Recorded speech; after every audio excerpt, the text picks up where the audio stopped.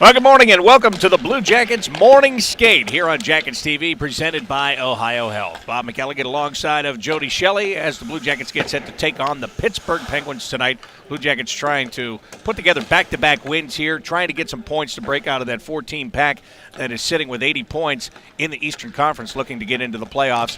And Jody will go into this a lot more in detail as we go along here. But the Pittsburgh Penguins are a team that's on their heels right now. I don't think there's a better time to get the Pittsburgh Penguins in your own building than tonight. No, I agree with you. There's they got the most man games lost due to injury in the entire National Hockey League. They lose another guy last night in the game, Marcel Gotch, a guy they picked up at the trade deadline, a reliable centerman. He's a penalty killer, kind of a depth guy, but pretty valuable first-round pick they picked up. An experienced player, and that hurts them. That's kind of when things are going bad and then they go a little worse. It's just as an opposition team, we like to see that. We don't want to wake them up here tonight. We want to take it to them, make sure we keep them down here in the Columbus Blue Jackets, and hopefully they're able to do that. Well, the LA Kings were in Pittsburgh last night, and the Penguins lost to them 3-2. I had my fingers crossed, hoping the Penguins would actually win that game and feel good about themselves coming in today. Right. We're going to start it with a shot. I don't mind it. But the Blue Jackets come into this game fresh off a big win over the Detroit Red Wings. Let's take a look at some of the highlights from Tuesday night's game here against the Red Wings. Ryan Johansson, power play early on. Blue Jackets power play 0 for 36 until right here. Follows up his own rebound and puts it in. Blue Jackets had that early 1-0 lead. Jody, this is about powering yourself to the net. Well, it just makes it look so easy, Bob. I mean, you just go to the net. It's like he's walking through a bunch of young kids there. I mean, he's only a young kid himself, but National Hockey League, he strolls in, makes it look easy. And that was actually a great play by Boone Jenner to be at the net and keep that play alive. That was a tone setter for the evening. Then the Blue Jackets get another power play chance, and they would capitalize on this one too. Dubinsky trying to find Cam Atkins, and Danny DeKeyser gets his skate in front of that, kicks it in. Interesting. Looked like Cam got that all the way, but when you look at that replay, DeKeyser definitely got his stick or his skate on it there, and it redirects in the net. Nice. It's a nice thing that happens. You throw it to the net, you throw it across the crease, you get a bounce like that. Good job for the Jackets. How about this one? Matt Calvert, Cam Atkinson's going to find the rebound. Under Jimmy Howard, it comes out. Look at the net coming off its moorings. The puck goes over the line. They counted this one. Nobody was sure they would at the time. Interesting. They showed the replay exactly what we just saw in the building, and all the Detroit fans stood up in glee thinking, oh, no way that's a goal. No way that's a goal. When the referee announced that a goal, boy, did they ever sit down quickly, and that Jackets bench erupted. There is that eruption on the bench right there. Then Ryan Johansson added an empty netter, his second of the game, his 29th goal of the year, to seal the deal, 4-2 over the Detroit Red Wings. Let's talk about Ryan Johansson for just a moment. 29 goals for this young man. You talk about having a breakout season. He's in the final year of his entry contract. His first 2 years, he kind of sauntered his way through a little bit. He now has the experience, and he is now putting that into play. Look at this right here. 29 goals, 25 assists, 54 points total overall, and a guy that, as I said on Tuesday, he just looked like he had that will to get this team to a victory no matter what he had to do. Yeah, and it's like I just said, it's like he's driving a Cadillac and he's sitting in the back seat just cruising as he approaches his games. When he gets on the ice, he controls the play when he has the puck. He's a special player, and they talked about him being like Joe Thornton. He has the size of Thornton. He plays the same position, and definitely when he gets the puck now, players back off and they respect him. Boy, he's young, and like you said, his contract is up. It'll be an interesting situation here for the Jackets, but what a difference. You look at the Long Island game, Bob, where really no one could get it going. He looked exhausted to me, and to see him come out that game, and you said you saw him earlier in the day, and he just had some kind of glimmer in the eye, like he was going to put the game on his back. And he really did do that, and good to see him as a young guy, a leader. We say this group always has to lead by committee, and I think that he stood out the other night definitely as a leader. Yeah, there's no question about that, and that's a guy the Blue Jackets need down the stretch. Hey, there are 10 games left. I can't see any way he doesn't wind up with 30 goals on the year. Wow. He's got to get a goal in the next 10, I would think. Don't jinx him. Yeah, it would totally be my fault. But he's really at the top of his game, or he was the other night, as you said, against Detroit. He wasn't on Sunday, but he came back strong the other night against the Detroit Red Wings. But this Blue Jackets team overall, let's take a look at the standings and see how everybody is all packed up in the Eastern Conference, Metropolitan Division. The Penguins need only 1 point to secure a playoff spot, and they've been saying that for about a week now. But they still need just the 1 point. You see the Rangers there. Philadelphia is there. There's that bottom four that the Blue Jackets are heavily involved in. Detroit lost last night to Montreal. That was nice, even though they made it close. It was very nice that Montreal helped out there. But we talked about this on our radio show on Wednesday night. There you see the Blue Jackets 80 points. Philadelphia is in the crosshairs. You can still catch Philadelphia for that number 3 spot. There's no question you can. I mean, they're 3 points ahead. Same games remaining. One of them is going to be head-to-head. They went on a nice little roll. They won 5 or 6 in a row. But you have to remember what these teams that we're chasing and teams behind us are going to do. They're not going to be winning every game. They're not going to be in situations that you see when you fail at one night and they have success one night, you think it's over. It's hard to maintain that kind of get those wins every single game the rest of the season. Okay, Washington's got to push. Toronto's on a fall. We go get Philadelphia, jump ahead of them, play Rangers first round, pack this building. Boy, that would be a nice scenario for us. But right now, yeah, you look at the next team, the closest team you can get after, and that would be the Philadelphia Flyers. That's the target for the Columbus Blue Jackets. That is the target for the Blue Jackets. But right now, they've got to take on the top team in the Metropolitan Division, the Pittsburgh Penguins. Evgeny Malkin is out of the lineup. I'm going to ask Todd Richards about this when we get him in a few minutes here. But, Jody, tell me about the matchups when you don't have to. They usually split Crosby and Malkin up unless it's late in the game and they're down, or if it's a power play, they'll put them together. But usually you've got one line Crosby, one line Malkin, and that creates a lot of matchup problems for the opposing team. With no Malkin, how does that sort things out? Well, it's a great point because you just have to focus on the main man, Sidney Crosby, and his line. I mean, okay, the other lines have depth, the other lines can compete, but you have a top shutdown pair on most teams.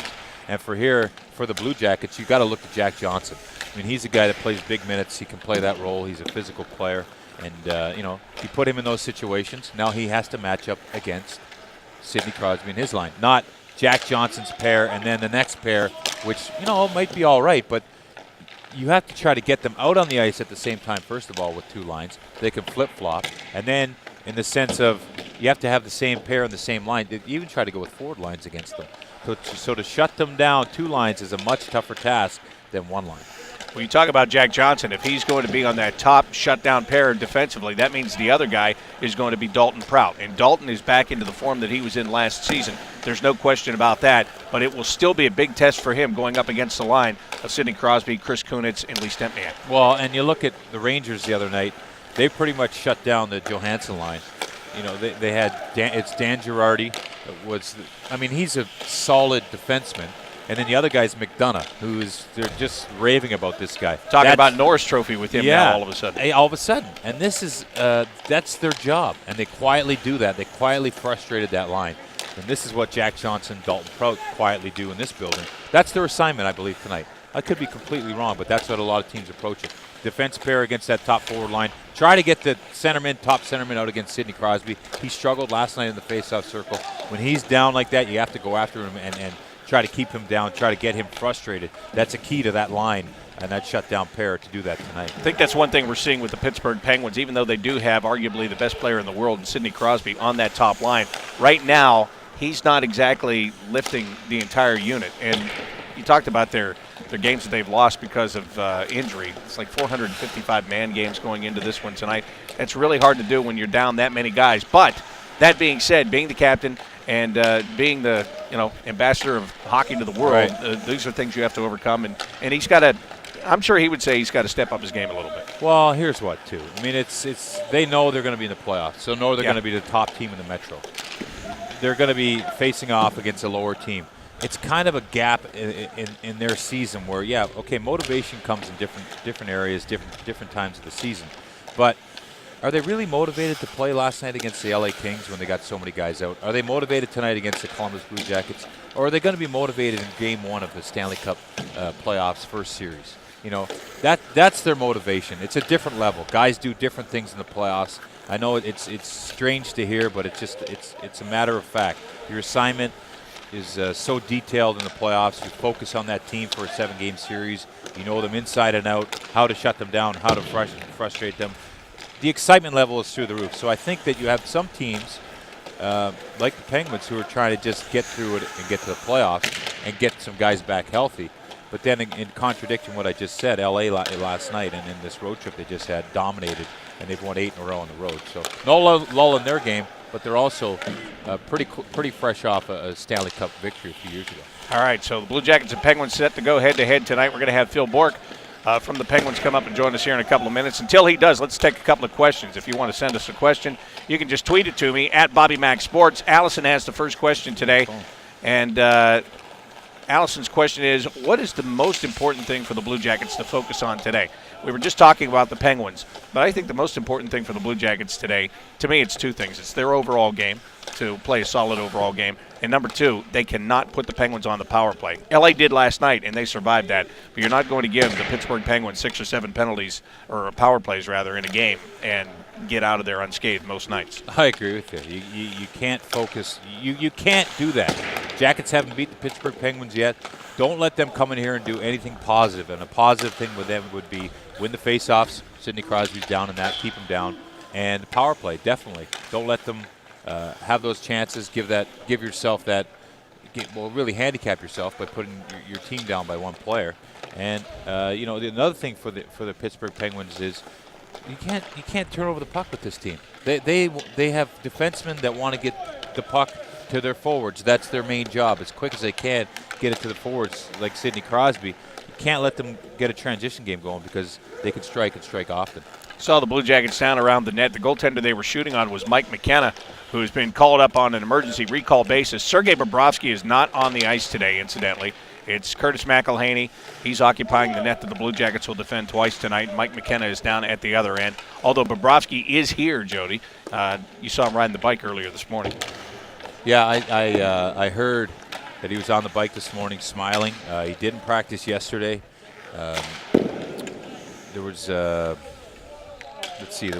McKenna got called up again yesterday. He got sent down, called up, and now he's practicing today. Sergei, they're worried about his energy and exactly where he's at for tonight's game. So throughout the day, they'll manage that. He might skate here after by himself. I'm not sure how that works, but he's definitely going to be watched very closely throughout the day to make sure that he's ready to go at top level. Well, speaking of top level, we are joined right now by Phil nice, Bourque. Bob. Like that segue? That is the most awkward segue I've ever been a part of. Well, get used to it. Yeah. How long are you going to be here? 15, 20 minutes? As long as you need me, wow. gentlemen. Yeah. Phil Bourque Get for the used to Penguins that. broadcast team is with us right now. We were just talking about Sergei Bobrovsky, so while we're on the goaltending subject, Jeff Zatkoff made the start last night against the Los Angeles Kings. We saw him here at Nationwide Arena earlier this year against the Blue Jackets. He got a shutout, as a matter of fact. What's the goaltending situation going on right now in Pittsburgh? Well, Jeff Zatkoff played great against the LA Kings, the team that drafted him. He had beat the LA Kings back in January, stopping 30 of 31 and got the nod. He's been playing really well. Marc-Andre Fleury has not won in his last 5 starts. That doesn't mean he's been playing bad. In fact, he's been playing pretty good. Has made some big saves, hasn't got a whole lot of help in front of him.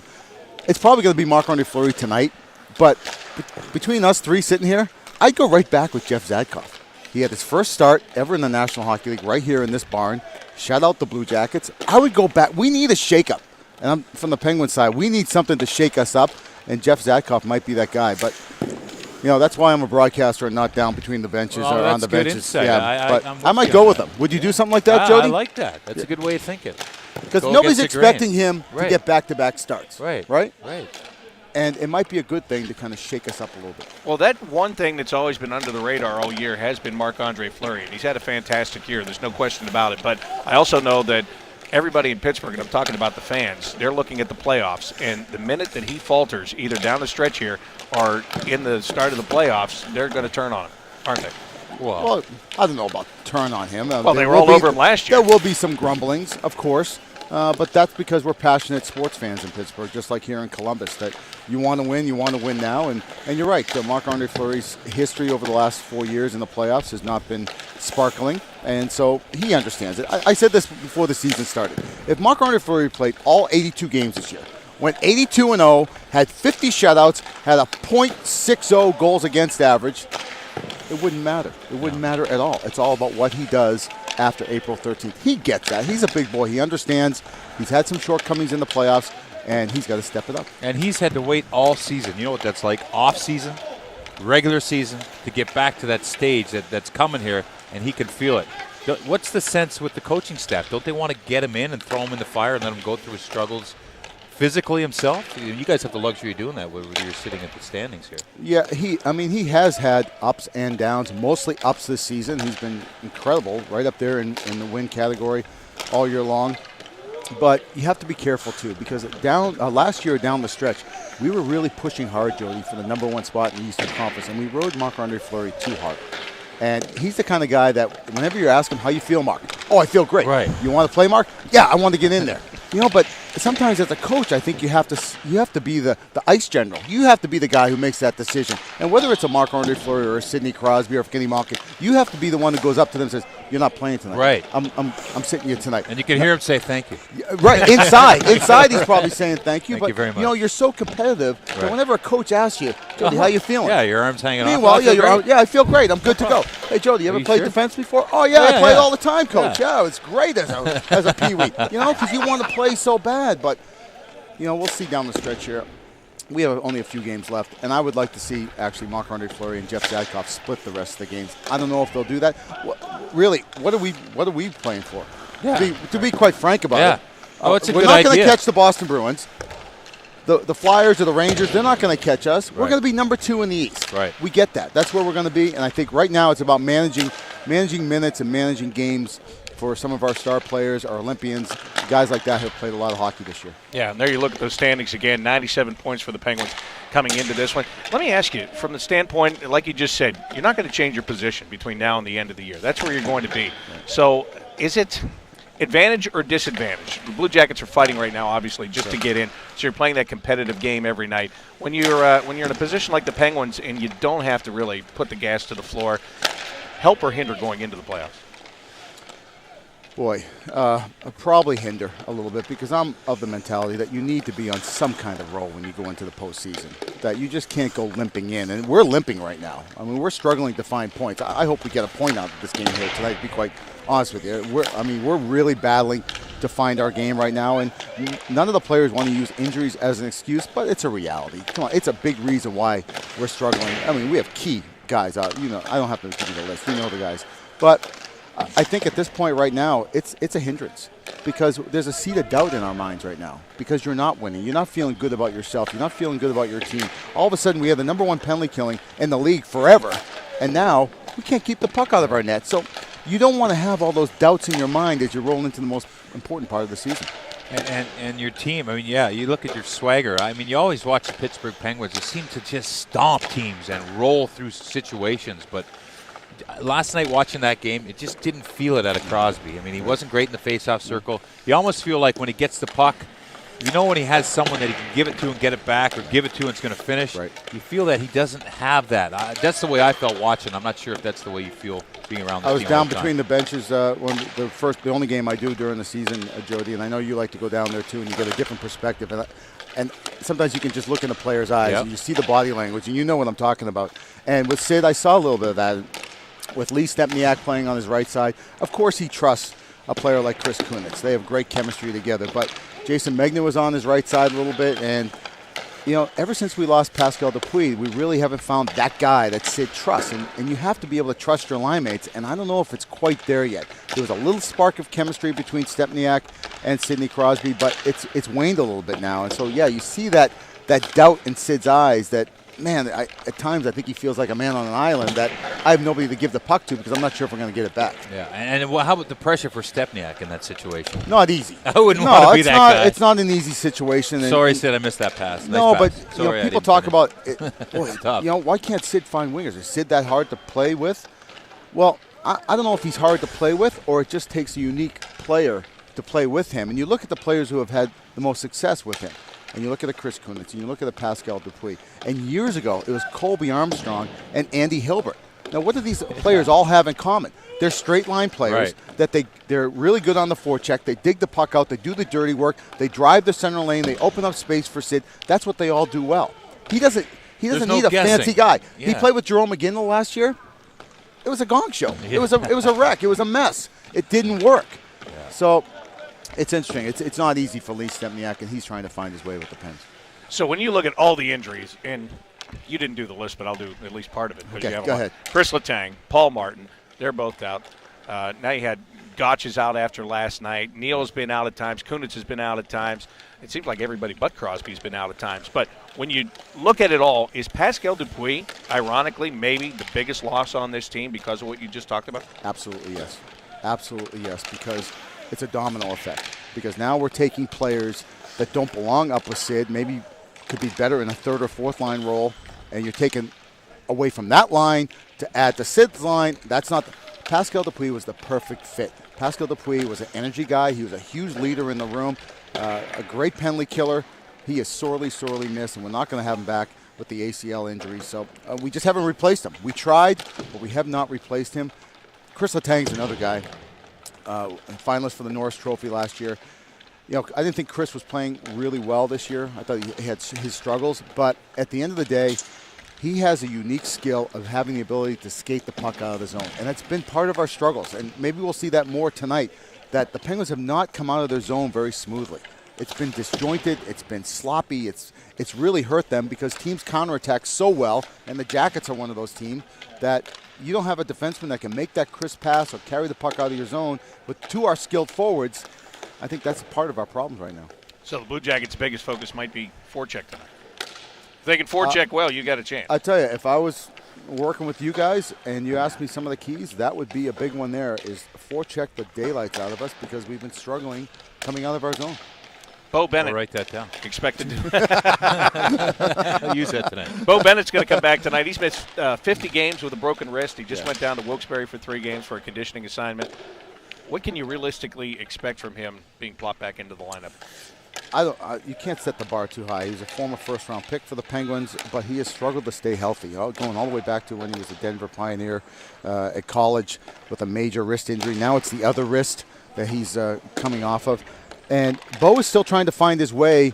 He has, he's a big kid. He's about 6'3", 6'4", but he still has that boy strength. You know what I'm talking about? He hasn't quite gone into the – and I think Ryan Johansson's probably one of those guys that you can say that. He had this boy strength, and all of a sudden he's got the man strength. And he goes, bam, he goes to the next level. Where Bo Bennett's still trying to find his way in the National Hockey League, and it's unfair what the Pittsburgh media is doing to him and thinking, here comes Jesus walking on water. That this guy's going to – I think he has 3 goals in about 40 NHL games. It's not fair to think he's going to come in and all of a sudden be a Malkin or be a Crosby. Easy, everybody. I mean, he's still trying to find his way. He's got skill. He's got talent. He's got stronger in the last couple of years, but still, he went down to Wilkes-Barre, played 3 games. He just had the 1 assist. He played good, but didn't dominate. So I think he's going to try to find his way and hopefully be ready for playoffs. Jody, you can probably talk about this. I think a lot of people get the mindset that if an NHL player goes down on a conditioning assignment, they're going to light it up in the American Hockey League. It doesn't work like that. I wish it did. I never got to go down on a conditioning assignment. It was usually just a plain old assignment. But, you definitely play a different role, though. It's interesting. And the game's different. The game is different. I got some power play time in the American League, and I was busier, though, a lot more fighting. But it's just a good way to go down and tune up your game, there's no question, because there's a lot of players that are just so hungry to do, and they're excited to be around that NHL guy that was just in the NHL. It's something about it. It's a nice little feeling in the room. I'll give you a great story because you hear so many bad stories about veteran guys going down and the lip is hanging down and they're pouty and they're not happy to be down there.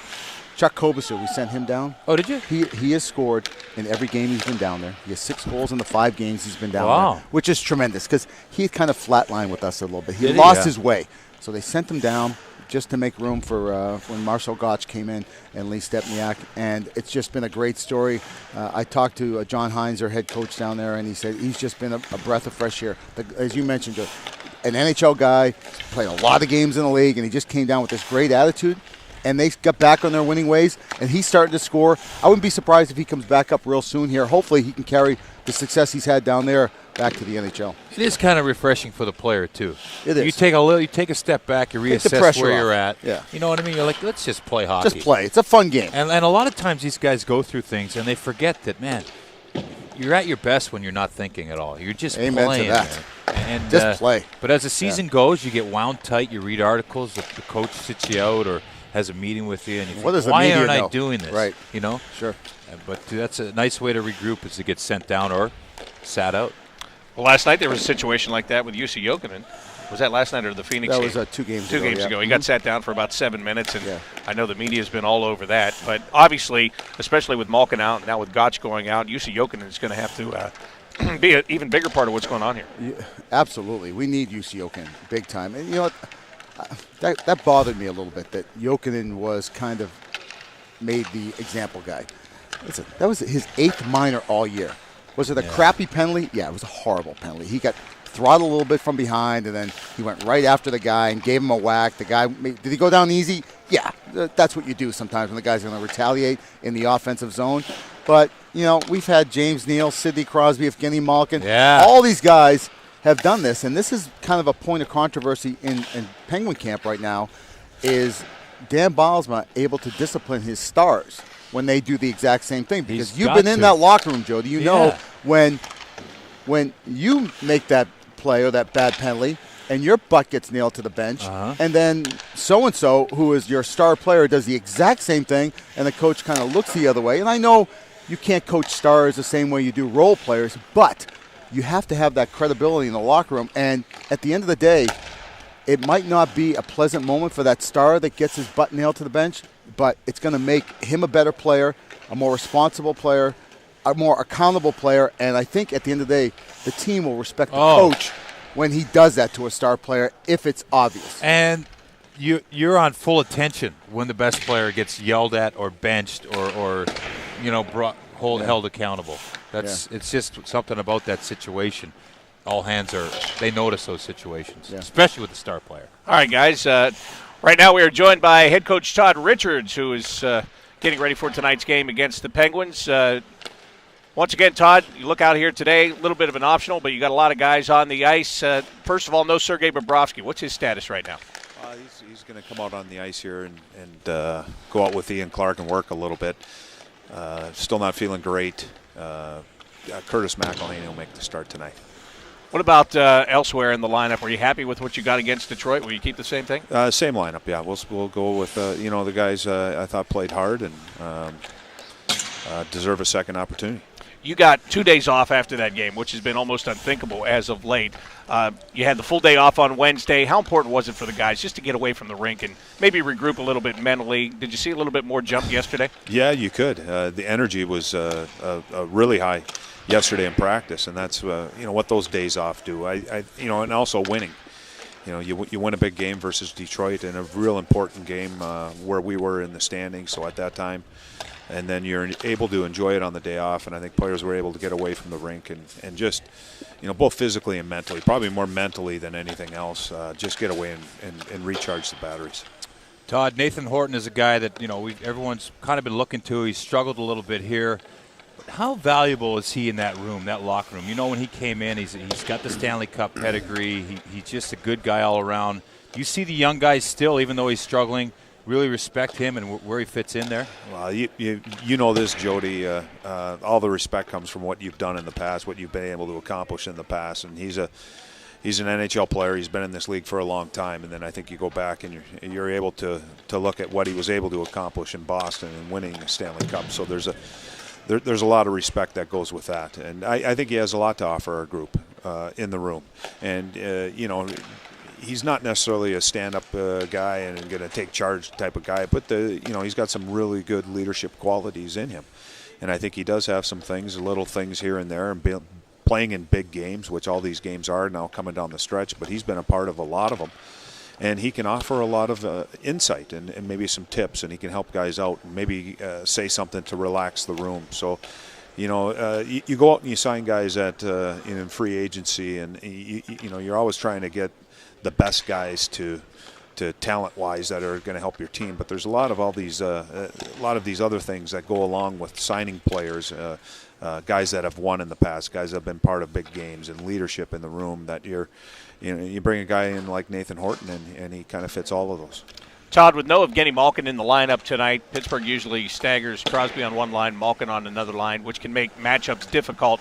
Without him in there tonight, how does that change your strategy as you try to match up against the Penguins? Well, we're trying to match up against the Penguins, and you're absolutely right about that. Missing Malkin is a hole for them, but they got more than capable players to step in and fill in for him. I'm anticipating Crosby maybe playing a little bit more. These guys have lost 3 in a row, so they're in a place that they haven't been in. I haven't gone back and looked, but I don't know if they've lost 3 games all year this year in a row. So they're going to be a team that's pressing. They want to get on top of their game prior to the playoffs starting. And you take a look at the standings right now. If the playoffs were starting today, this would be our first round matchup. One final thing for you. Ryan Johansson, in the game against Detroit, he looked like a man amongst boys. He really looked like he was trying to put the team on his back, really from that first shift and that first power play goal that he scored. How nice is that for you to see, and how important is it going to be in these last 10 games for you to see him play like that, maybe 8 out of the 10 games? It's great for us to see him play like that, and this is what you want. Your big players, this is really their moment. Playing in these big games. This is where they have to elevate their play, and you can go around the league and you can look at teams that are doing well, and I'll bet most teams it's their best players have elevated. It's their moment to shine. Power plays, all these plays are critical. It doesn't mean you don't need other players on your team. Certainly the role players and the penalty killers and the defensemen and the goaltender, they all got to do their part, but your big time players have to do it. And I think Joey, playing in these big games, it's again another step for him, and not only in his talent and for his skill to develop, but also there's got to be some leadership in him too. He's a young player, and if you're going to be a first line center, a lot of that pressure falls onto that, and you have to be a leader. All right, Todd, thank you very much. Best of luck tonight against Pittsburgh. All right, thanks, guys. That is head coach Todd Richards joining us on the Blue Jackets Morning Skate. We'll get some player reaction in just a moment. Phil Bork from the Penguins is still here. I was just thinking when he was talking about young players getting to play in these big games. You've been around. You saw the young Sidney Crosby's playing in these games and in maturing. And how important is that for a player? It's huge. It's everything. That's what you want. And when you're doing all the sprints and the squats and everything you're doing in the off season to get your body strong and your mind strong, you're preparing for moments like this, huge games. And whether it's in the regular season or in the playoffs, this is what you play for. This is what you all the sweat goes for, is to get through the grind and to have the moments and be in top physical and mental shape and ready to play at your best when the chips really are on the table. Yeah. Phil, I don't know if this is I'm going to ask it. Did you win a Stanley Cup? I won 2, yeah. 2 of them? Yeah. Where? Pittsburgh? 91 and 92 in Pitt, yeah. And that was just an amazing, both back-to-back years you were there with the Lemieux, Yager, and right. So before that, I'll ask you after we see David Savard, but just that whole getting there as a group, back-to-back years, I mean, I want to know about that. I'm sure you've hold on for a second, Phil. Let's go down to the dressing room. We'll get to that. Here's David Savard right now. The points on the line tonight. Yeah, I think it's mostly about the points tonight. It doesn't really matter what happened earlier in the year, and it's really important for us to get the 2 points. Now, they don't have Evgeny Malkin in the lineup, but they do have a lot of offensive weapons. What's the key for you guys on the back end to slow them down a little bit tonight? I think we just get a player game or a checking game. Be physical on their top player, on every player, and we should be good.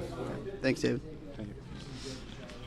Question, because he has to go down to the dressing room, get some sound. Get some sound for our pregame show. But just real quick, Jody, I'm sure you've been on teams that the room was just horrible and teams where the room has been great.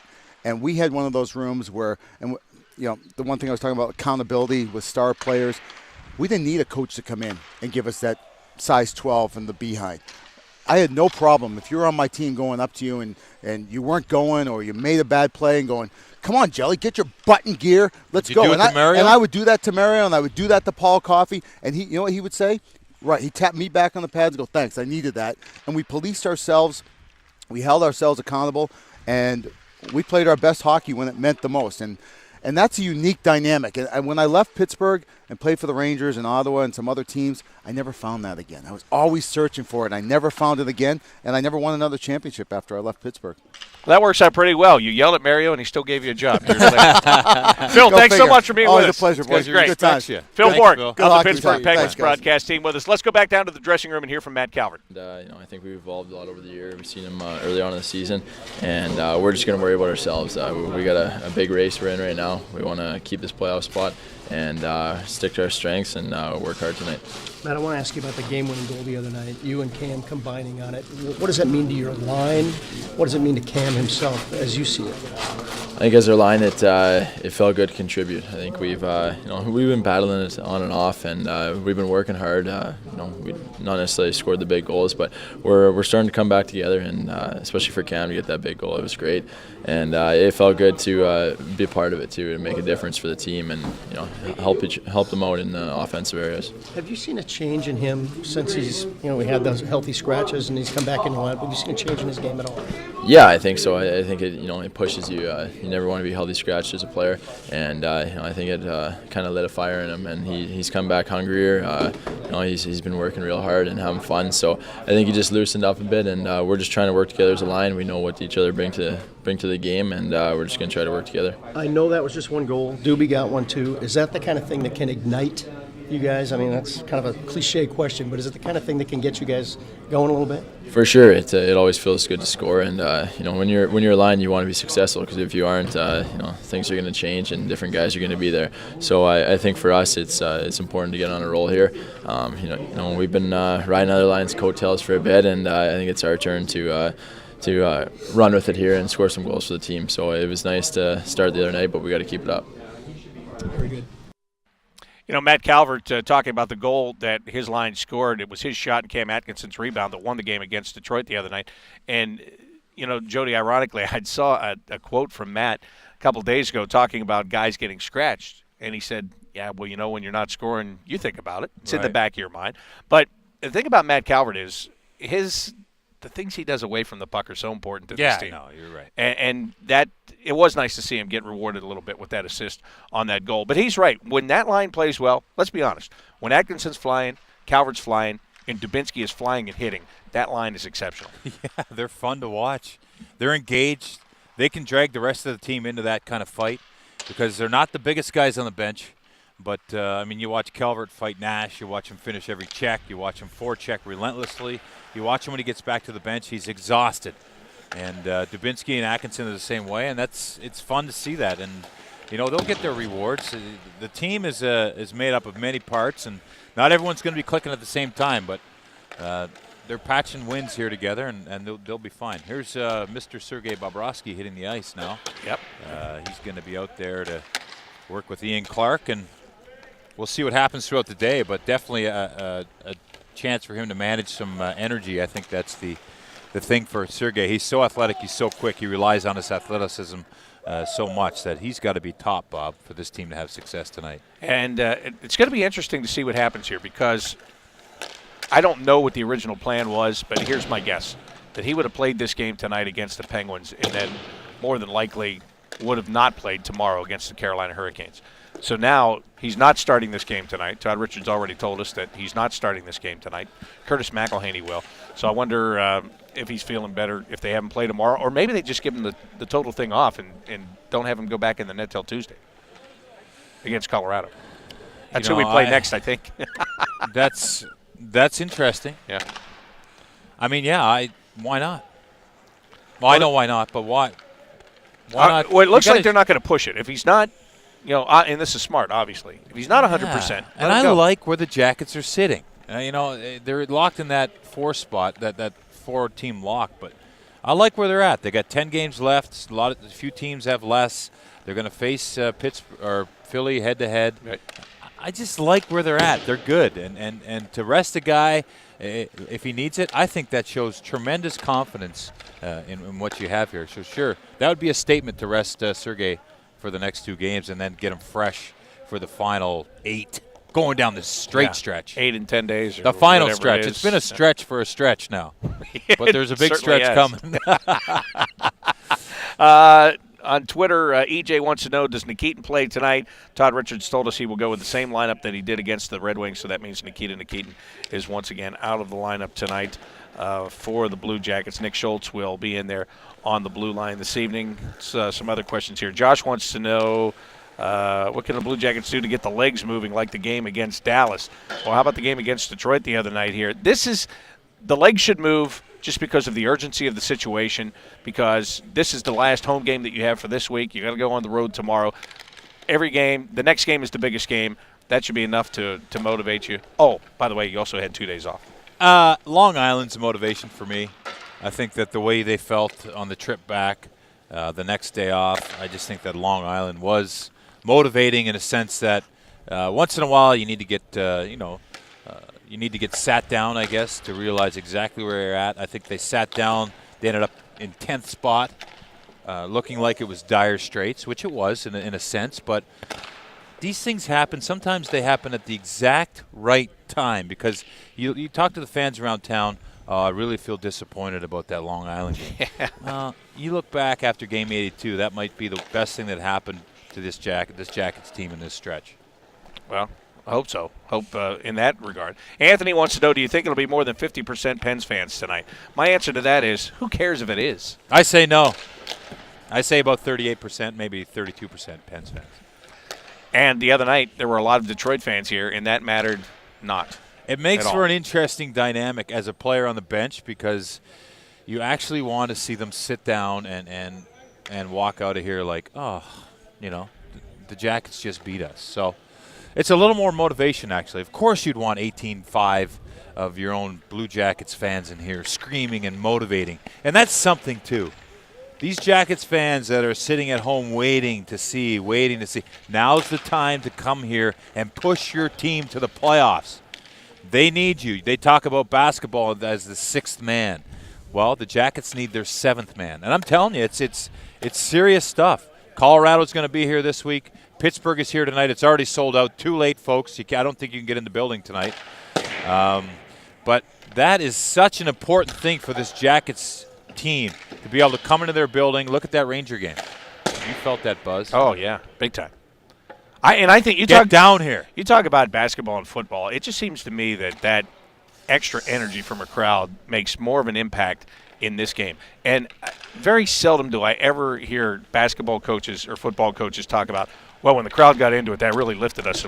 But hockey coaches say it all the time. You can feel it. You can feel when the tide turns. Warm up and get here early. Get here for warm up, fans. You got to get here. Create the buzz. Stand up around the glass. Let the players know you're behind them. It means so much as a player to know that your fans are there, and they know there's the faithful that are here.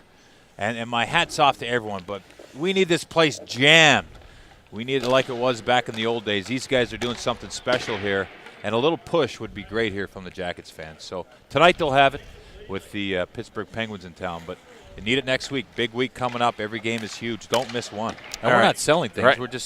We're just being honest, and here it is. Look at Chicago. I mean, that's got to be big. Yeah, you've got Colorado playing extremely well coming in here on Tuesday.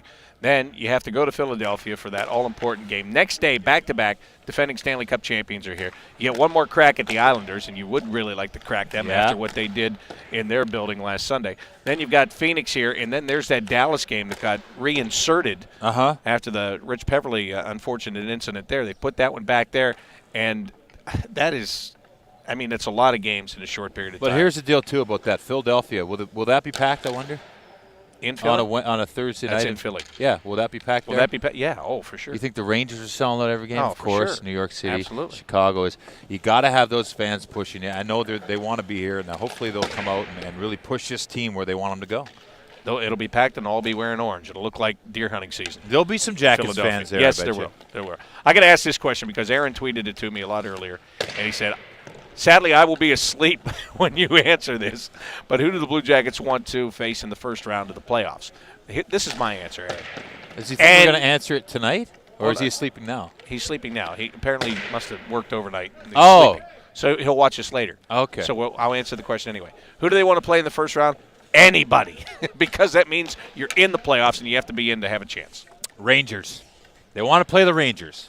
They want to drag them in here and just have that atmosphere. It's going to be a playoff atmosphere anyway, but to take it to the New York Rangers and eliminate them would be special. There's no question. That would be the best matchup. Like looking at it right now, maybe you could get in right now against a banged-up Penguins team. And, okay.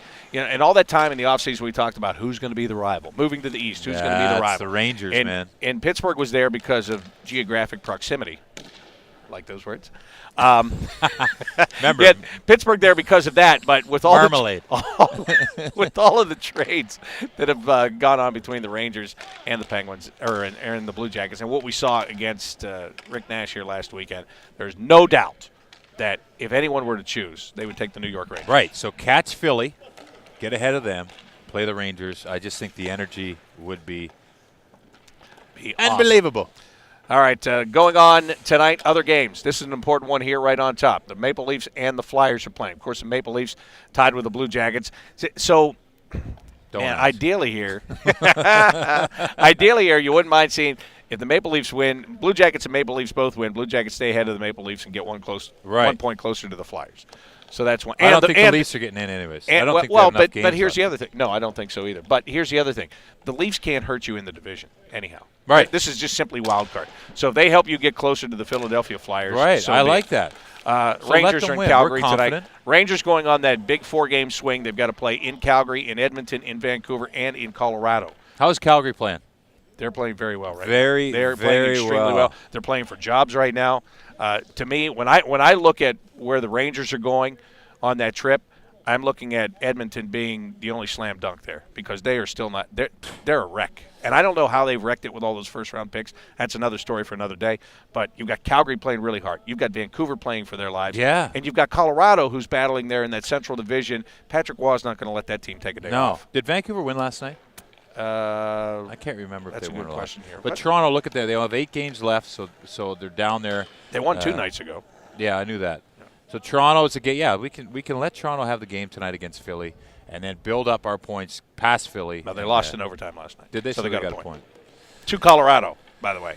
So who got 2 more points. Yeah. So every game's going to be a fight. Everybody has something on the line for the most part, whether it's the Calgary Flames fighting for jobs next year, and that includes their coach too, because they're going to have a new GM. And they work so hard. Yeah, they've worked hard. They beat Blue Jackets here the first game of the year, did they not? Yes. Yes, they they did. worked so hard. And remember how they started the year? No one expected them to do anything, and they were exceptional the first 10 games, maybe the first 15. And now they're back on that run. So hopefully they take it to the Rangers and, good How stuff. difficult is that trip at this time of the year? It would be hard. I'm For a glad team that's that got the best Jackets are road over record, with. though. Now the Rangers do have, and they're road tested because they had to start the year on the road with MSG being refurbished. That's actually a very good point. I mean, I don't know. But it's just, you have to leave. You have to fly out west. You have to play a game tomorrow. Or is it tonight? Tonight. So they would have flown yesterday, play tonight, and then you're into it. You're down to Edmonton. The weather's not quite right up there yet. It's just, it's not easy. Yeah. Well, we'll see. Nothing's easy about this game, right? By the way, Nathan Horton's still on the ice right now. This was an optional skate. He was out there early. He was too, out Bob. early. He is still on the ice. He's still doing a little bit of He's skating been on the around ice for right about now. 1 hour. What does that tell you? He's overthinking it. I need to go down and give him a hug. I think he's overthinking it. Well, I mean, he's trying to feel right about something. He's going down. He's just kind of looping around, picking up pucks, firing them at the net, just trying to feel good. I think he's changed his stick a couple times too. So maybe it's a stick thing, and I bet you it is. Well, we'll find out. We'll go down and ask him in just a bit. He just shot 2 of them over the net, so That's he his might third stick in practice. He might just break that stick and go grab another one. But he's going to pick them all up and head out right now. So as Nathan Horton heads out, so shall we head out tonight. Beautiful. 7 o'clock start here at Nationwide Arena. Jody is going to be on with Jeff Rimmer and Bill Davidge on Fox Sports Ohio. I will be on the Blue Jackets radio network. By the way, the gates open at 5:45 tonight. Get here early. You can expect there are going to be lines to get in here to Nationwide Arena tonight, so plan accordingly. It's a Friday night. Why not spend it downtown and come out and see the Blue Jackets take on the Pittsburgh Penguins? That'll wrap up this morning's live broadcast of the Blue Jackets Morning Skate. For Jody Shelley, I'm Bob McElligott. Thanks for watching Jackets TV, presented by Ohio Health.